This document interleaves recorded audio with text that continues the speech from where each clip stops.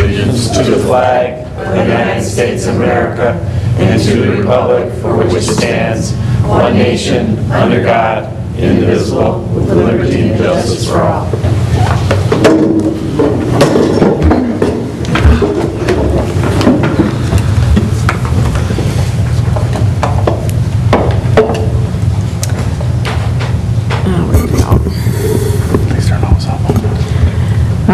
Request to, are we going to, number 2, request to withdraw specific items from consensus items. Routine actions, approve of consensus items, recommended motion that the following consensus items be approved as listed in the administrative memorandum. A through V. Second.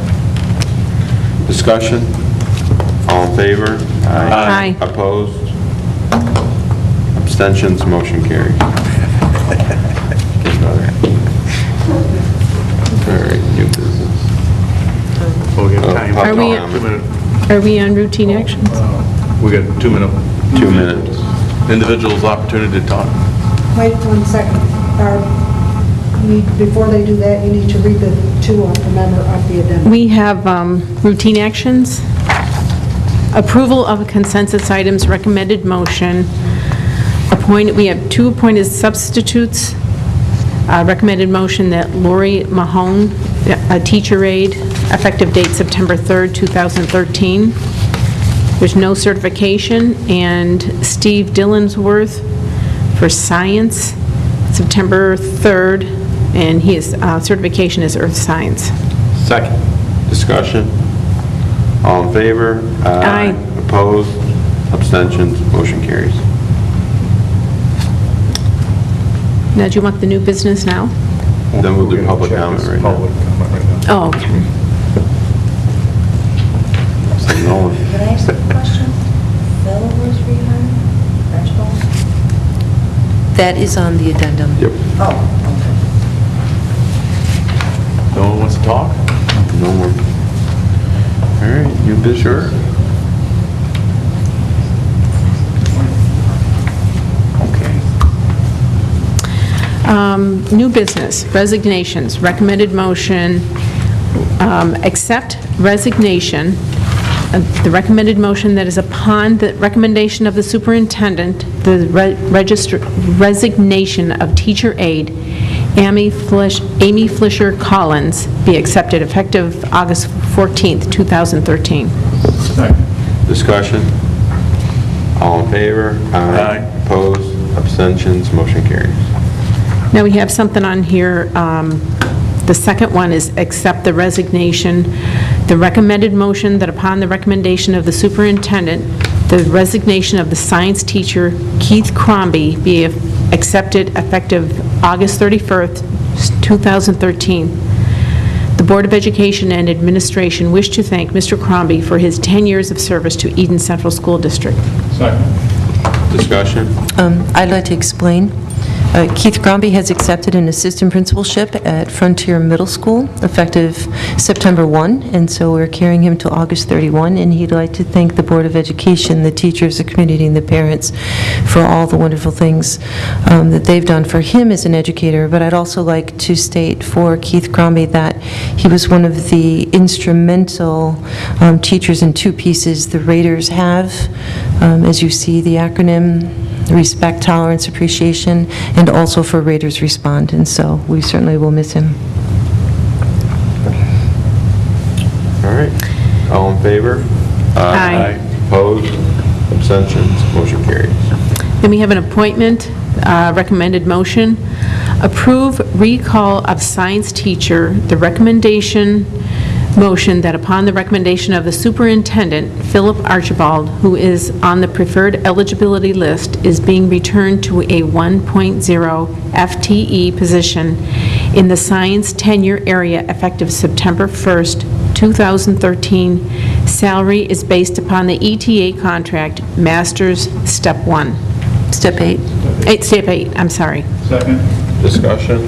I'd like to explain. Phil Archibald was the next least senior teacher who was accessed in June, and so he would be the next one to come in and take over the position that's being vacated by Keith Crombie. And so it's not an extra staff, it's just bringing him back. Phil Crombie was going to be a .33 teacher, and so he'll now come back as a 1.0 teacher.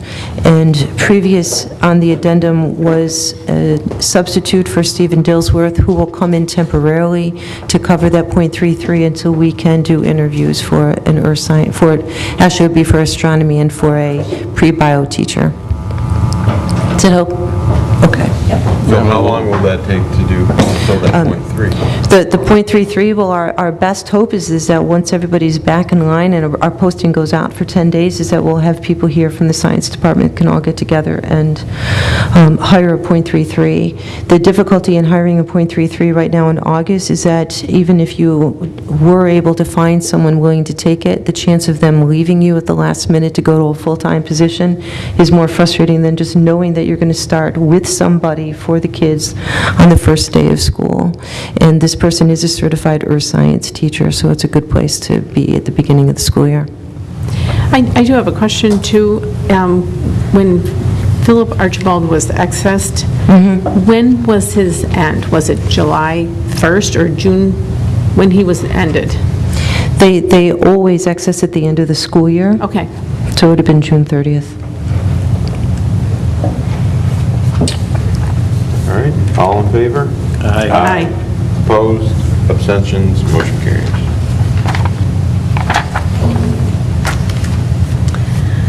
Let me look where I am. Right here. Okay. Appointments. All appointments will not be effective and service to the district pursuant thereto shall not begin until there has been compliance with statutory and regulatory provisions for the fingerprinting certification and clearance for employment. Recommended motions are appointment 1-to-1 aide for extracurricular activities. Upon the recommendation of the superintendent, Judy Rizzone be appointed as a 1-to-1 teacher aide for extracurricular activities from September 4th, 2013 through November 7th, 2013. This position will be to assist one student for 2 hours per day for approximately 8 days total, one student for 2 hours per day for approximately 16 days total. Second. Discussion? All in favor? Aye. Opposed? Abstentions? Motion carries. Appoint teacher aide. That upon the recommendation of the superintendent, Alicia Campbell be appointed on probation as a teacher aide effective September 3rd, 2013, ending March 2nd, 2014. Salary is based upon CSEA contract Level 4, Step 1. Second. Discussion? I do believe Alicia is here. So, All in favor?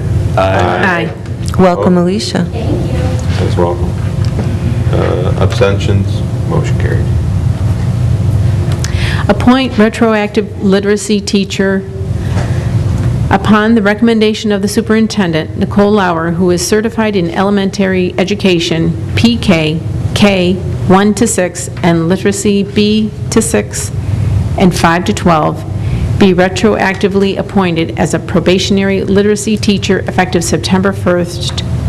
This says 2012, it's supposed to be 2013. 2012. 2012 through June 30th, 2014. That's correct, the 12th? Yes. Second. Discussion? I'd like to explain. The reason it says September 1, 2012 through June 30th, 2014, and why it's asking for a retroactive appointment is this past school year, 2012-2013, Nicole, who is a certified reading and literacy teacher, actually taught within that tenure area, but was never appointed by the Board of Education last year. And so it is within the best interest of the school district and the best interest of Nicole is to back up from last year and appoint appoint her as a probationary literary teacher for last year. This does not change the fact that she is a tenured teacher with us. She maintains her rights as a tenured teacher. She does not lose any seniority credit within the gen ed. She's an elementary gen ed teacher by tenure since she was out of tenure area for last year. The reason it says to be tenured as a recommendation of June 30th, 2014 is because when teachers have received tenure in one tenure area after 3 years, the next tenure area is only 2. And so should she teach within the literacy area this year, which is not determined where she is, but should she do that this year, she would be up for tenure in June of 2014. We're trying to correct our personnel records. In the All in favor? Yep. Aye. Opposed? Abstentions? Motion carries. Approve recall of science teacher upon, for Archibald? You already did that one? Okay. Okay. Here's the fourth one. Information and proposals, we're skipping, I'm pretty sure. C. BC. Approve transportation to the Boys and Girls Club. Upon the recommendation of the superintendent, transportation be provided for the Eden Boys and Girls Club after-school program via one school bus for the 2013-2014 school year, beginning on Wednesday, September 4th, 2013, and ending on Friday, June 13th, 2014. Second. Discussion? I have a question. What is the bus for? Just from here to there? That's it? No additional cost, We just just to drop drop off from school to the Boys and Girls Club. I think, Patty, I had the same question, and it's for the GLP. They don't want the little kids, Sure, yep. and the elementary kids walk across, and then the high school kids don't go.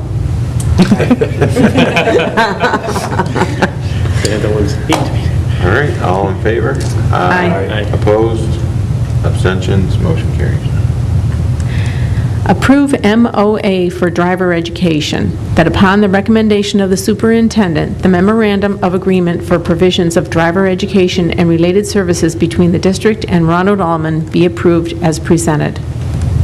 Second. Discussion? All in favor? Aye. Opposed? Abstentions? Motion carries. Approve District Code of Conduct. Upon the recommendation of the superintendent, 2013-2014 Eden Central School District Code of Conduct be approved as presented. Second. Discussion? I have a question. Did you get any phone calls or anything else? I did not receive one phone call. We put a Global Connect out. It's also up on the website. All in favor? Aye. Opposed? Abstentions? Motion carries. Approve girls' basketball overnight trip. Upon the recommendation of the superintendent, the girls' basketball overnight trip to Nassau, Bahamas, December 4th, 2013 through December 8th, 2013, be approved as presented. Second. Discussion? The Bahamas? That means discussions. Would you like Marissa to talk about it? Sure. Okay. They need chaperones. As you know, we have to fundraise for our non-league competitions, so I was offered the opportunity through an agency to go to a tournament. They asked school districts around to go to different tournaments. There was one in Disney, there was one in the Bahamas. It's also a tournament, a basketball tournament, as well as a leadership conference, so I offered it up to my parents. I said, we're going to have to fundraise to either go to Springville, Hamburg, or we could go to Disney or the Bahamas. It's up to you guys. And surprisingly, when I laid it all out in front of the parents, they said yes. They said they wanted to do the Bahamas at the cost of theirs. They have to pay for it. And it is a pretty penny for it, but the experience that the kids are going to have is just amazing. I included the package in there for you. The kids get not only 3 basketball games, which a competition from kids around the state, which is going to help us out, but they also get a 2-day leadership conference. They get to stay at the Atlantis Resort. They get to do the dolphin swim. They get to do pretty much everything that you would love to do on your normal family vacation, all while being with me. Yeah, I was going to say the supervision The piece. supervision, they're actually, out of the 10 kids, I believe I have 7 families that are going with, and including my mother. So we have Who is my it? mother. Is she the nurse? She is the nurse. So we have a nurse coming along, 2 coaches coming along, 7 parents coming along, and the kids. They will all be well supervised. I run a very tight ship. I laid down the law before we even talked about it, so the last thing was to bring it to the board and see if they wouldn't mind. My kids, my basketball team, for the 7 years that I've coached them, have been scholar athletes. So they will miss 3 days of school, 2 days of one class, 1 day of another. However, like I said, they've been scholar athletes. I have no doubt that they will again be that way. They will notify all their teachers beforehand as well as make up the work after, because school is first and foremost. They will be attending the leadership conference, which is 2 hours on 2 different days about traveling and cross-country action and stuff, so. And Marissa, we had some conversation about leaving the resort. Can you just They talk will to not, that? Atlantis offers a package of, I don't know how many have been to the Bahamas, but they have this thing called the straw market, and off-island activities and stuff. They will not be allowed to do any of that. They will be under my supervision. Even the parents are welcome to leave. I don't need to watch the parents, but the kids will be with me at all times. We do what most of the activity advisors do, is we take them in their rooms, the doors are locked, and you do your nightly checks every couple of hours on the kids. And I've chaperoned 2 trips already, a Disney trip for basketball and a Disney trip for cheerleading, and I will run it the same way. I'm actually more comfortable taking them here rather than Disney, because you have a lot of parks in Disney, a lot more activity. They will not leave this Atlantis resort. They will be there. And it's at the risk of it being something everybody understands, it's a no alcohol event for all It the is a no supervisors as well as alcohol anybody event. else. The parents have been told that, yes, they may be using it as a vacation, but they are representing Eden, so there is no alcohol. My mother's been informed of that. It is, they are still part of the school trip, and there will be none of that. These tournaments are very nice. They keep the kids well packed. Their day is full. So by 10 o'clock, most of the time, they're exhausted because you play an 8 a.m. game. And then after your game, you do the leadership conference, then you come back, you shower, then you have to go do a meal, and then you have like 3 hours to swim with the dolphin, and then you come back and you have another 8 a.m. game, so. And you come back on Sunday? We will come back on Sunday. My rule always is, I don't know what our itinerary would be yet because I didn't have approval to get airplane tickets yet. I need your approval. But if it looks to be that we will fly out on Wednesday. If it's a 5 o'clock flight on Wednesday, then the kids will be in school prior to that. We will return home on Sunday. My kids will be in school at 7:30 in the morning, Monday morning. They will not miss any more than those possible 3 days.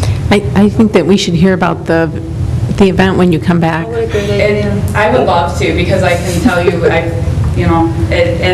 my kids are pictures, everything, we do it right, so we don't want to ruin it. She's going to be tanner than she is now. What about board representation there? I welcome anybody. Do you want to hear an answer over there? I'm probably going. Mr. Campbell is going, so we do have a board I'll rep. represent the board. It's a wonderful pack. I've told anybody that wants to pay their own way, they are more than welcome to join us. I've had a couple teachers ask to go as well. Actually, seven of the parents, I think 3 of them are teachers from other districts, so we will be well represented down there, but I would love to do a presentation afterwards. Marissa, I just wanted to thank you for doing this the right way, for asking for permission before you got the plane tickets, before you had the parent meeting, and for actually really being on the same Ready page. to go the day before. Yeah. That's right. The day after. I'm really, thank you. Thank you. All right, all in favor? Aye. Opposed, abstentions, motion carries. Approve budget increase. Upon the recommendation of the superintendent, the 2013-2014 budget be increased by $8,183.44 to $25,228,609.44 to account for increased revenues. Second. Discussion. All in favor? I do have one, on the extra, the cheerleaders' uniforms, did they fundraise for all that? Yes, it's actually, they fundraise for it. They fundraise for the uniforms because the season starts so early. We basically gave them the money, they're going to reimburse us the money. So it was just basically to get the uniforms rolling because it would have taken longer to get the check processed. So this is them giving the money back? This is them giving the money back. Good, okay. All right, all in favor? Aye. Opposed? Abstentions? Motion carries. And the business report is next. Okay, so for tonight, let me hook this up. I've got this one here. We are talking about reserves.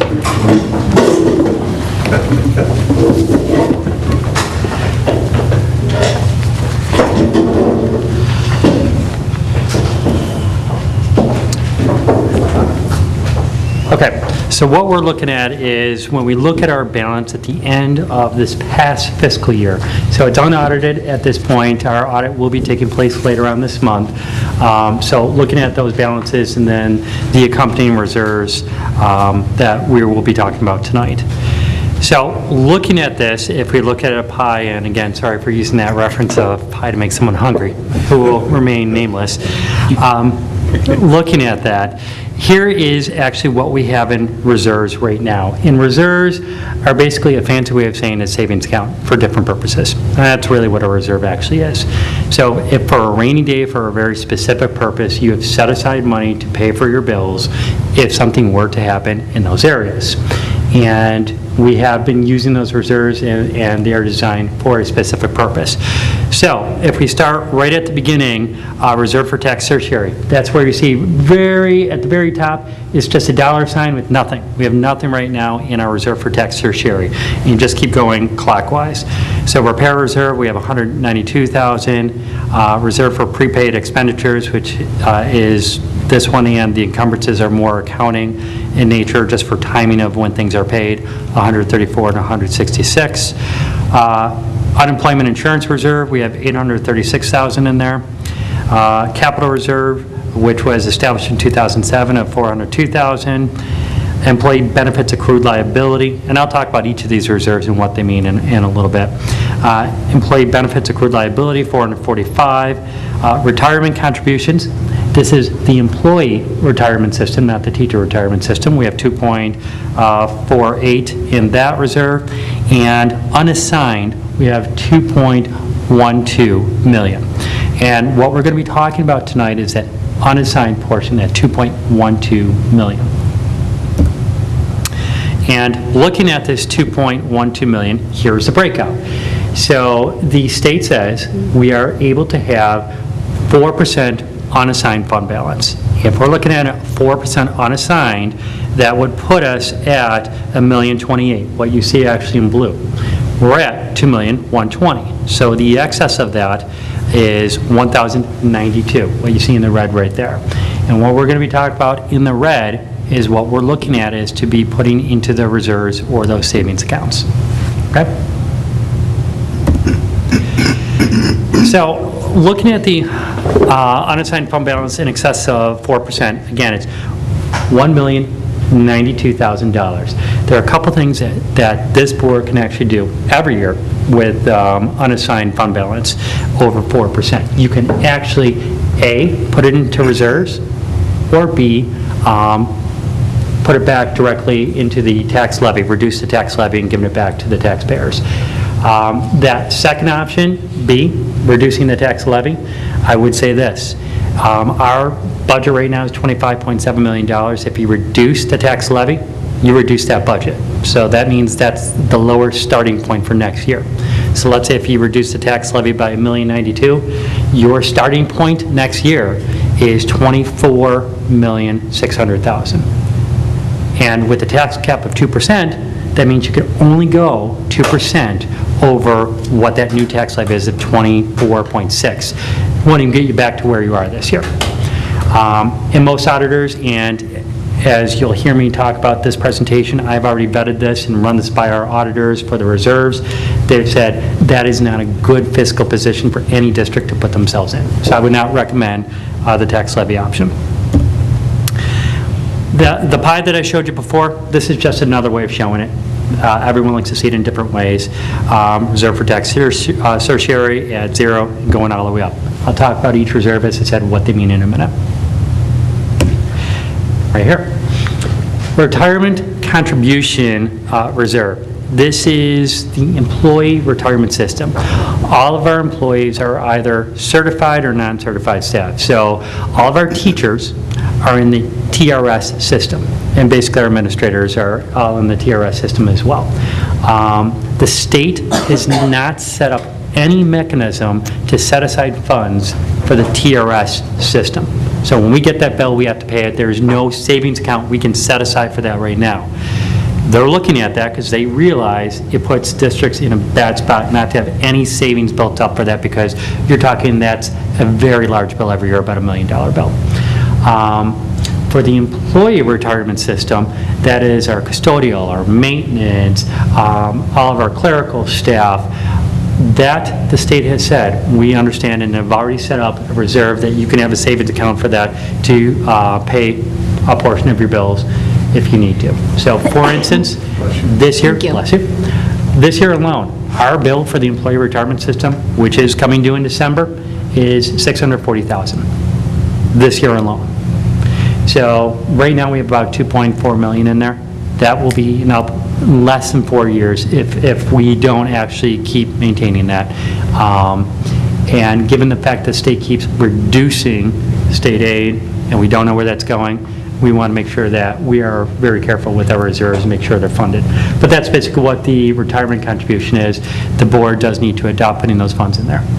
Unemployment insurance reserve. For any excess teachers who file for unemployment, we pay directly those costs, those unemployment benefit costs. Again, board sets that up as well. Employee benefit accrued liability reserve. This one basically is saying, by contract, we have with every unit negotiated that they can accumulate so many days of vacation, so many days of sick, and when they leave, they're entitled to that payout for those days. They've earned it, we owe it to them, they've worked it over the years to earn it. So the state has said for those expenses, you can set aside money because that is something you are forced to pay out. We realize that, so that's what that's about. Tax certiorari. That reserve right there is, if you remember from last meeting, we talked about the tax rate, and we talked about people's assessments versus the market rate, and how everyone says, my house is assessed too high, and we want our assessments lowered because we want lower taxes, basically. We already have 4 people who have filed in our 5 towns saying, I think my assessment is too high. If it goes to the court system and they're found to have merit actually in that, then we actually do need to refund them the monies they've been charged for that higher assessment. So that's what that is. The prepaid reserve is, again, really for accounting purposes, for amounts paid in advance for receipt of goods. And repair reserve. This one here is if we have emergency repairs. Right now, we have it associated with our cogeneration plant, if there are any emergency repairs for that, to pay for repair costs. And the capital reserve, this is for large capital projects. We had that set up in 2007. It's very specific. The voters have to authorize that, usually done at the time of the annual budget vote. It could be done at other times of the year, but usually around there. And then the spending with that has to be around exactly what the voters approved it for. So if they approved it for A, B, and C, you cannot spend it on D. Okay, so right now, we're at about 8%. Actually, we're a little bit over 8% of unassigned fund balance. The state says you cannot be over 4%. So what I've done is show you 3 different options that the board can vote on to see where they want to put the money into reserves to get us to either 4%, 4.5%, or 5%. And let me just give a little explainer with the 4% and explainer with the 4.5%, 5%. If we go over 4%, the state can come in, audit you, and through public pressure, say you're over your 4% that we say everyone should be at across the state, and through public pressure, force you actually to put that money somewhere else. You don't have a choice in that matter, because again, they use the bully pulpit, they put it out in the press and say, this district is charging too much, and the taxpayers should be getting their money back right away, and you don't have an option of how you actually want to spend that money. If you're at the 4%, you are deciding where and when you want to use that money in the reserves. I'm going to tell you the two options, the 4% or higher. For higher, the state's going to come in and say, here's what you got to do. If we're at 4%, our auditors will say, okay, 4%, realize we're going to have some comments about this. We will get comments from our auditors saying, okay, you put the money into these 4 different reserves. You're okay to do that, but we're saying, again, you're getting up to your upper limits of your savings accounts. So we will get comments one way or the other, either auditors or the state.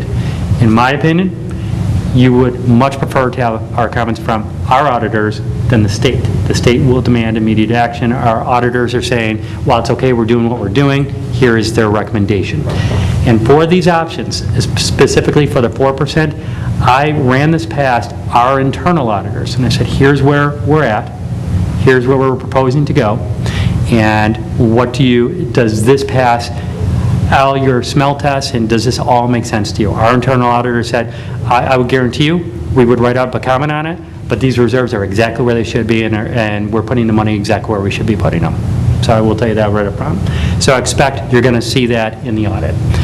So here's where we're actually recommending at this point of where to put the money. And I'm going to use the 4% column, and the same applies for 4.5%, 5%. The amounts are just a little bit different. Okay, let's start from the top. Our budget for 13-14, $25.7 million. Our maximum, if we're going to be at a 4% fund balance, is $1,028,000 of unassigned monies. Right now, we're at $2,120,000. I showed you from the previous slide of where we're at.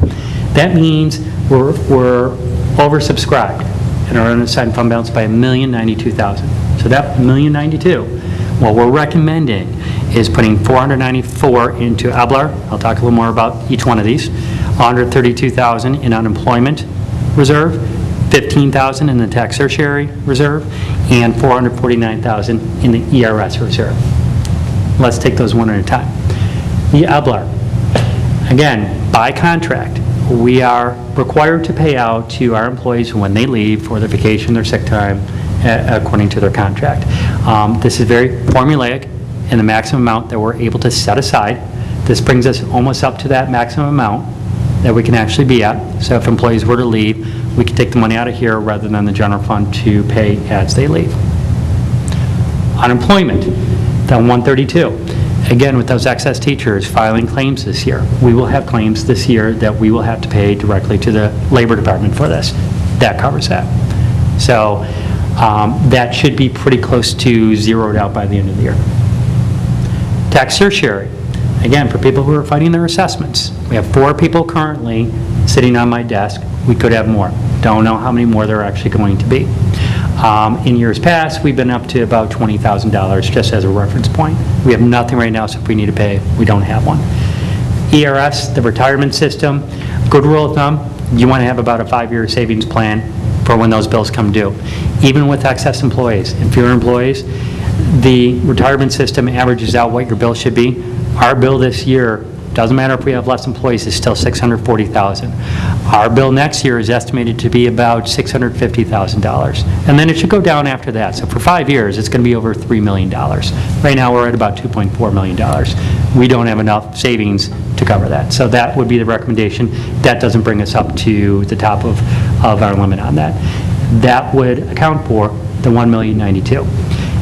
The next 2 columns at 4.5% and 5% are just putting less money into the employee liability reserve up on top and slightly less in the retirement system.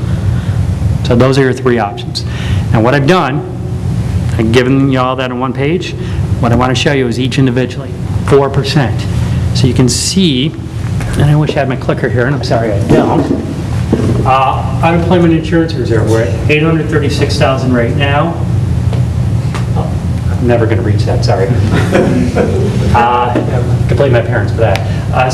We're suggesting adding 132, will bring us to 969. Probably by the end of the year, we'll be back almost to that 836 after we pull out claims. Retirement contributions, 2.4 is where we're at right now. If we add another 449, it'll bring us to 2.9. Again, given our 5-year trajectory of where we're going to have our expenses, it's going to be well over $3 million. We're not covering that in its entirety, what we expect yet. Tax certiorari claims, we have nothing set aside at this point. We're suggesting $15,000 to cover those 4 claims if they're found to have merit. Reserve for employee benefits. What was that? 15,005 cents. Oh, yes, 5 cents, thank you. Yes, just for the rounding, because you have to get exactly there. Reserve for employee benefits, we're at $445,000 right now. With the additional $494, we're still under that cap of $1.02 million. We're not proposing anything for capital or repair. Again, these are more just accounting. So that's with 4%. Slightly less than the 4.5% on, again, the retirement contribution and the reserve for employee benefits. And again, slightly even less than those same if we stay at 5%. But again, my recommendation is, I would say we should be at that 4% range. That's what the state recommends, and then we decide when and how we want to use it. Questions? Fun stuff, huh? Tom, I have a question. Yes. In looking at the current budget, do you anticipate these same amounts or thereabout? No. Next year's reserves, or could you talk about that? I can. Okay. At this point last year, when Lisa was sitting up here, you guys were looking at putting about $2 million into the various reserves. This year, we're at about $1 million. And I can tell you, with the budget that's actually coming up, it is much tighter.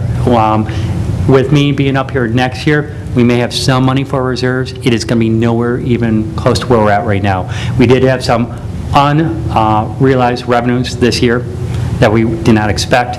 We got more back in sales tax than we actually anticipated, and a couple other state aid funds that we did not anticipate. The former superintendent leaving saved some money actually on that expenditure.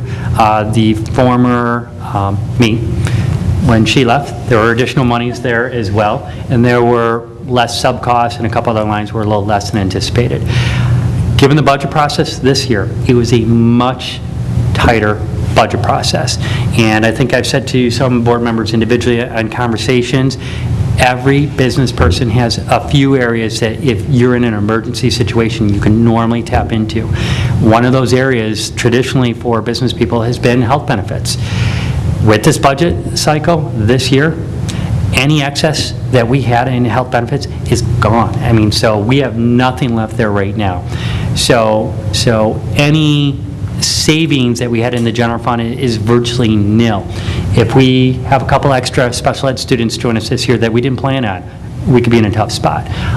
If not, if we're lucky, we may still have some balance. It shouldn't be nowhere in what we're actually seeing right here. But so it's as the years go by, the budgets get tighter. Part of this, I think, is by design by the state. The state has really set districts up, this is my own personal opinion, districts are in a position by the state to almost fail, to get less in state funding. Every year, the state aid formula, every year for the last several years, the state has taken back a portion of their state aid that they're given. That may end in a couple years, but we're not at that point yet right now. So they're saying, we're going to give you less in state aid. We don't want you really to have the savings over 4%. So when emergencies come up, it puts districts in a very tight spot. There aren't a lot of places you can actually go if you have emergencies.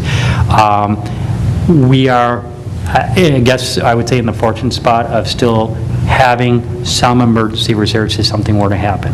Hopefully it won't, but it's a careful use of your savings. And that's really what the auditors look for, to make sure you have a careful plan and how you're going to be using your reserves as years go on. And I think this shows actually a careful plan. Do you see the state as using this as a method or a model to cause districts to merge? That's part of it. Oh, absolutely. So if they are forcing districts to fail, that is ultimately, I think, I mean, they've held the carrot out for districts for many years. I can remember as much as like 7 years ago, the state actually put out several grants to have districts merge.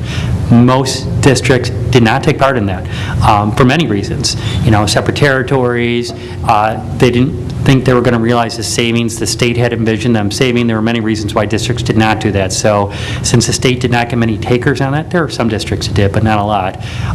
Now it's a different approach to say now we can actually force some of the consolidation too. Weren't some of these funds, the unassigned funds, going to be used in the next 3 or 4 years? Oh, they are going to be used. Spend down gap, though? Well, we can actually, Can you repeat the question? Yeah. What I asked was, Scott, use your microphone. yeah, I thought I remembered from Lisa's budget last year that she was using portions of the unassigned fund balances to spend down gap. yes, and quite honestly, Mr. Braden asked that exact same question. Here's one of the questions that actually came up. If we put these money into these reserves, let's say ERS, and that money's to be used for the ERS, then that money's kind of tied up. How are we using that to either start a new program or to pay down, you know, the spending gap, basically? And that's exactly what it can actually be used for. So let's say next year, we either see a $200,000 gap, or the board says we want a new reading program for $200,000. Either way, so either gap or something brand new. What we can actually do is when we're putting together our budget next year, we know we have a $640,000 bill that's actually coming due. So what we can do is we can say we are going to take $440,000 from the general fund, $200,000 from the reserve. It would either close the gap or provide the money for the new program. So yes, to answer your question, yes, it can do that. In the past, this board and the previous boards had the unassigned reserve fund at a higher rate to deal with that. But past 2 years, we've actually been moving it into the funds, but we still have been a little bit higher than the state average. Like last year, we were 4.5. The year before that, we were Higher, yeah. higher. Yeah. And the year before that, it was really high. We've been audited and found by the state actually to be over the limit before. If the state were to come in again, basically and say you're still over the limit, we've advised you in the past, that's a little harsher the second time around. The unreserved fund has the most flexibility in spending, whereas some of these funds have tight restrictions like repair and the new construction reserve funds, but that's why the unreserved fund is a little bit higher. And there's other districts that carry way above the 4%. Correct, and I think the prime example that I mentioned was Williamsville. They consistently have over 4% unassigned fund balance. And the state has said to Williamsville every year, you're way over your limit. We are going to put it out in the press, and basically we're going to try and force you into getting down to that 4%. Williamsville's answer has been, our public knows about it, they're fine with it, and go ahead, put it out in the press, and that is where our community wants us to be. So we're not going to touch it, we're going to stay over that limit. They're one of far and few between districts who have actually chosen that route. So does anyone feel as though we should go above the 4%? I know the recommendation from the audit committee is to take a 4% and to go above that. I think we should You're say comfortable with 4? Well, So I think in the addendum there is a motion on there. Yep. Yeah. plan. And Mike, do you want to talk about, we had an audit committee meeting to discuss this, and the audit team felt it prudent to go to the 4%. Mostly because of also in the past, state, like you mentioned, state audits me back, suggesting that we go back to the 4%. We don't want to find ourselves being told where to spend the money. I'd rather choose where to spend that money. So it seems unanimous. Seems like we're going to plan. You might want to have a motion out there then. Is that my,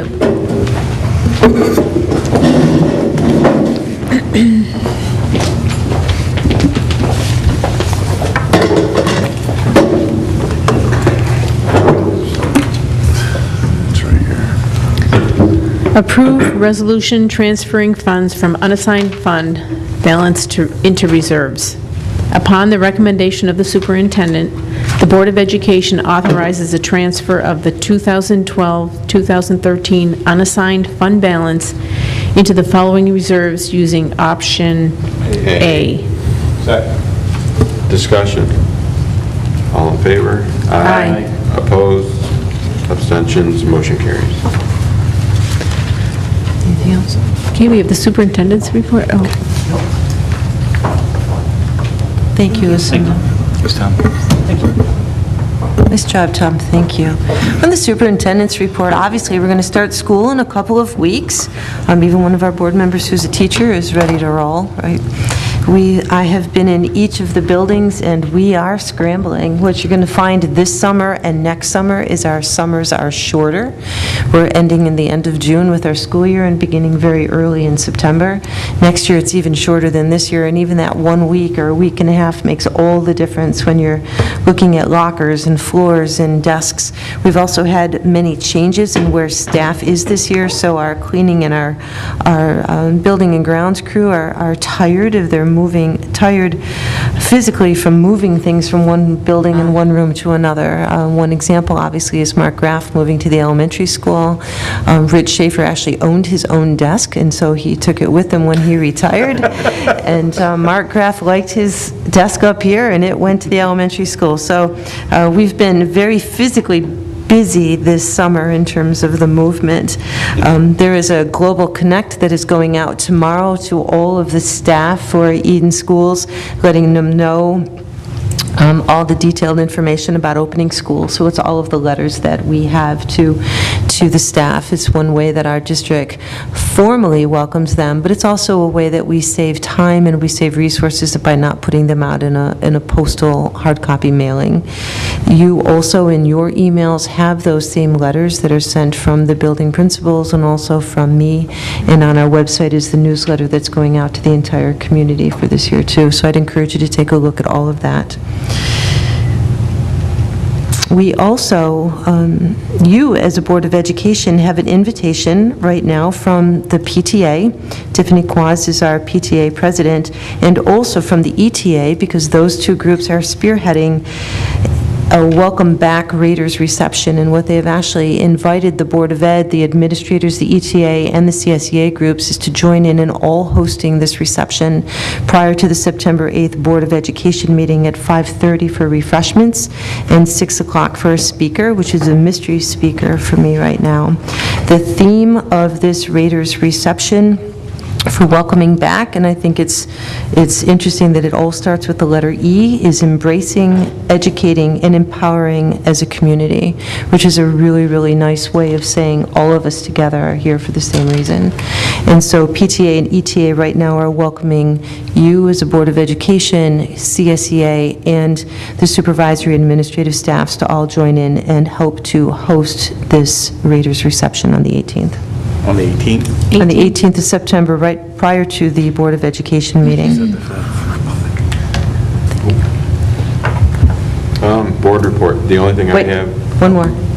Do you want to do that? Yeah, that's... It's good? It doesn't require a motion, it's just something that you might want to do. Okay. So I don't know if I can make it. What time is that at? 5:30 for refreshments, 6 o'clock as a speaker, and then there's a board meeting at 7. And if you can come, that's great. If you can't, we certainly know that your heart is there. Also, on August 28th, we have our new staff orientation. It used to be new teacher orientation, but we're actually inviting all new staff, which would be those members of monitors, CSEA, or teachers, administrative, to join us for an orientation. And part of that is a bus tour around the district. So if you've never ridden on an Eden school bus and you are interested in taking a ride, I would highly recommend that you don't eat before you go, because they will make it up to Zenner and to Fettick and most likely down into some of the valleys, maybe even Sandrock, which is a fun roller coaster ride. If you're interested in that, what I would encourage you to do is to take a look at your email for the program on August 28th, and the bus tour will be in the morning somewhere around 9:30, quarter to 10. And if you're interested, please let Barb know, because she's going to want to make sure that the bus does not leave without you. No, I'm Is that done. an all-day? No, that bus tour would take about an hour, and then there's a 15-minute settle your stomach after that. 3-hour cruise. 3-hour cruise. Never been heard from since. My report then is just for the goal-setting meetings, we need to answer that questionnaire. I guess only 3 of us have submitted it, so the other 4 need to get it in Do you know what Mike's talking about? from Salke. I think I submitted mine. I submitted mine too. It comes into him anonymously. We know who the so he 4 has were. no idea who it is. Then yes, I did mine. I'm sure I did mine too. Everybody identified? Pretty much. Receive them to each of us? He doesn't know who they're coming from. Yeah, they're anonymous. He honestly can't even respond to it. I don't know how that works. I just know that that's what he's told me. So if you're... IP address it came in. I don't know. He says he can't. I don't get it, but I don't see them. But in order for the goal-setting meeting to work, you would love all 7. So if you know you're one of the 4, and you haven't self-identified as being one of the Actually, I sent mine in last night. Okay, so that would make So we're up to 4. But I didn't know if there was a date on it. I'm like, well, I'm going to send it in anyways. The original goal-setting meeting was established for August 12th, and then we moved it to the 28th. And so he's busy right now being a new grandpa, so he probably doesn't know that you did it yesterday, but he doesn't know it's you anyways. But the more time he has to take a look at what you're submitting, the more likely he is to be able to plan a really nice session for us next Wednesday. So thank you.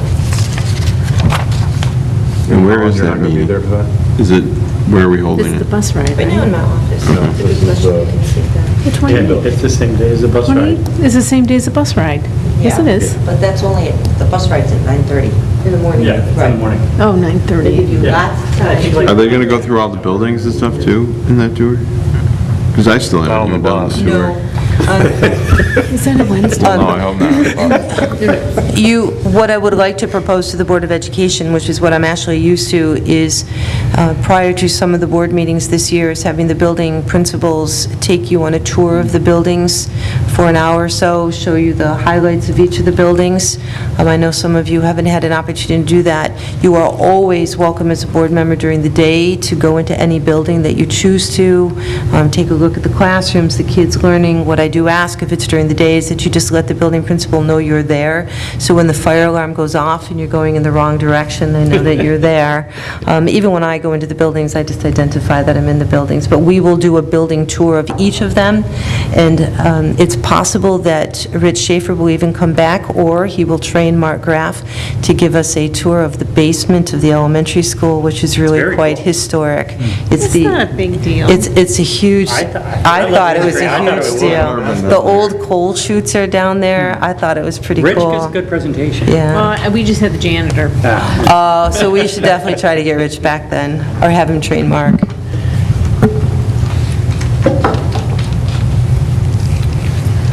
Okay, what do we get next? Future dates.